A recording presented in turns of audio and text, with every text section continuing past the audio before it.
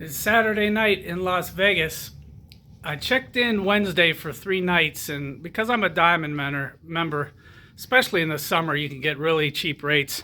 For Wednesday, Thursday, and Friday, it was like $15 per night for Wednesday and Thursday, and then only 40 some on Friday.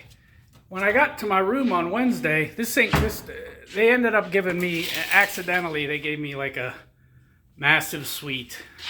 180-degree views over Vegas, like a million rooms in this thing. There was a new guy working down there.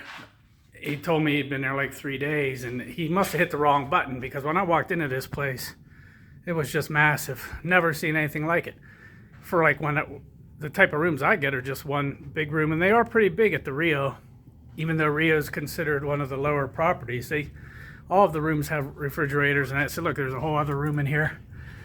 So, of course, after being here a day, I was like, man, I wonder if I extend, if I can keep this same room, because I might be able to get it just as cheap. So I made a reservation for 6 nights, and I went down there, and I was like, I made another reservation. Can I just combine it and stay in my room? And, well, of course, they didn't know about their mistake at that point. So the lady, she started hitting buttons. Where's the light in here? You can see we got the fridge in there, down here. But, well, you can just imagine it. We got all kinds of one person, But so, make a long story short, I went down there and they started hitting buttons and they said, well, if you want to stay in that room, because they realized at that point that they made a mistake, the new guy made a mistake. It's an $80 per night upcharge. I said, well, no, I don't do that. I really don't like to spend any type of money on rooms. And then I went down and tried to do it. So I said, well, I'll just check out in a couple days and move into my new room, which is a basic room, which would have been fine. But then last night I thought about it again. I went down and tried the regular check-in instead of the VIP check-in, just to see if they might be able to make another mistake for the room.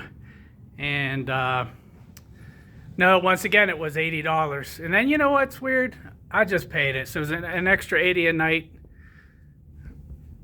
So basically 100 and some a night for till next Friday, starting tonight. And I just whipped out the over 500 cash and paid it. I already owed a couple hundred on the original reservation, so the difference was like 600 I owed because I'd put $100. They took off the card when I made it. But so I'll stay here till next Friday, the 16th, and then U.S. Open is this week. I'm still making kind of poor plays on the regular PGA Tour. I like to bet golf every week. I bet the power on the Champions Tour, and I bet the power on the LPGA. For some reason, I'm just not making the right plays. I'm always trying to get McIlroy beat. He's buried me in matchups in the last 10 months or so. And then, of course, the 2 times he missed a cut in the Masters and in the Players a couple weeks before that, I was traveling and didn't make a bet. But he's shocking me how good he's playing. He was on the verge of missing a cut yesterday. Today was the 3rd round. He played well yesterday and today.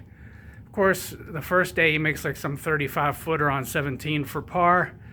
And then he knocks it close on 18 for birdie, to whereas he's 35th after the first round. And if he doesn't make those 2 putts, he'd have been 89th. So it's just, now he got the momentum and he played well yesterday and today. But I might bet against him one more time next week in the U.S. Open. I don't know how he does it because he's got all these distractions and he buries me every time. But like I said, I just make poor plays. It's not like I'm betting hopeless long shots. I've just been betting these top 5s a little bit too much, and I just like to bet these 10 or 15 to 1 guys that are top 5s, and they just don't have the gears. The elite players have the gears, and that's why you got to play the lower price guys. There's only so many wins out there, and they will get their wins. So this was a good deal. Vegas is a soul-crushing place, so I've said a few times in the last few times that I've been here that the last time I drive out of here will be the last time I'm ever in this city again. It's just a soul-crushing place. I go into Santa Monica to check my mail, and I grab my mail and just sit in the car for 3 minutes, and there's 5 of the most beautiful women in the world walking by or driving by or riding their bikes. In Vegas, you won't even see one like that. And the other thing is, you go to a grocery store in Vegas or in most every other place in the country, you won't see any perfect woman.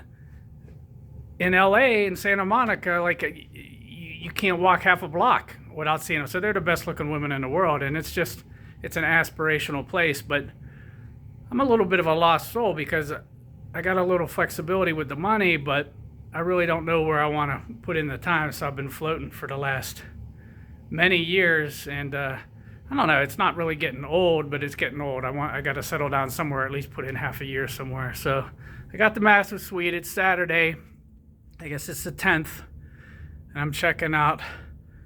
I think Friday the 16th, of those dates make sense. I think they make sense, and I got a pretty good sweat on the LPGA tomorrow. I bet a field bet, which I normally don't do. I usually just bet the power, and I need the girl or the lady that's on top by 1 to hold on. I bet 450 on it. If she holds on, I got a couple other people within 3 or 4 strokes, so I'll get 8,500 there, and that's pretty big. And so I'll need that, and I also need McIlroy to finish outside the top 10. He's tied for second now, but if he throws in a bad round tomorrow, he'll be out of the top 10 because there's like 20 people within 3 shots, 20 players. About 1,000 to get back 2,300 on that. But he continues to bury me. I just can't get him. He's always 1 or 2 bad shots away in the first or second round of just blasting off and missing the cut, and then he just pulls out the miraculous shot. I mean, he's an elite player, you know. I had said I was going to change gears and start betting him, and he's only 2 off the lead. There's a bunch of guys tied for second heading into tomorrow, but we'll see. And then U.S. Open next week. But the shit's getting old, and forget this Vegas. I mean, I want to say I'll never come back here again because it's not like a bad experience. I get some decent interaction, go out to eat in different places and interact during the day, and you can hop around a little bit. But it's not for me. I guess theoretically, or not theoretically, but if I say I'm never coming back, I still may come back in a couple years when I have to renew the sportsbook apps that I think I got 5 years, so probably till 2025 I'm good on, and then I'd have to show them a new ID and renew when my license expires. That's in case I got some lady out here that makes bets for me occasionally if I need bets to be made in Nevada. But long story short, I just took a nice shower, and I'm going to get on the computer. I've been watching these different state courts, Supreme Courts mostly, in various states in the United States, arguments. And there's some very good arguments, but then every once in a while you'll have some really bad bullshit, and you'll even have some bad judges. But then, like, the California Supreme Court people, boy, those judges are smart. But I was watching one on Florida last night or the night before, and they had this guy, this attorney, they wanted to disbar him because he filed for bankruptcy. His average bonus was usually like 65 or 70,000 a year, and then he made a big score for the firm on a case, but the money wasn't quite in there yet, and he owed a couple million to some loan from years ago to some bullshit thing he owed and didn't pay on. So of course he files bankruptcy, and when he filled out his schedules on where his assets were and expected income, he put, you know, previous couple years average bonus is 65 to 70,000. I mean, the guy's a scammer. He's getting like 2.7 million by the end of the year. And then they were arguing, his dumbass attorney was arguing, like, hey, well, that's not vested, and he doesn't know he's getting it. It's the way it is. It's totally discretionary for the partners of the firm whether they're going to give him anything at all. And then he actually had one justice, some female justice, that was saying, well, see, it's not vested. He didn't lie on it. The thing was a total scam, man. I mean, the guy lied and tried to get out of paying a year's old debt for millions of dollars and wiped the slate clean. And he ended up like 10 years later, because this was a never-ending case where he never could get out of it, where they let him off the hook at the end. But I think he probably spent $1 million on legal fees. But it's a total scam. And I mean, like, how can you not see that? Like, most of the justices saw it, but I mean, just to have his attorney on there arguing all this bullshit. I mean, the guy knows that, like, in 5 or 6 months that he's going to get a bonus well over $2 million because he was the lead guy on a $10 million case.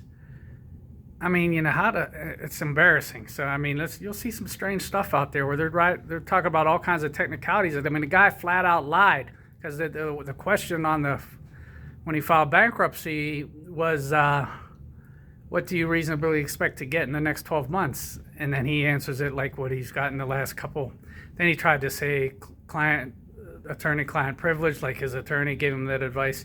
It's all horse shit. I mean, I'm no saint, But truth is where it's at, man. I mean, they deserve to string him along for 10 years. I'm sure, like I said, he sullied his name, but whatever. I'm not judging him. I make moves myself, so what are you going to do? But damn, But those cases are pretty interesting.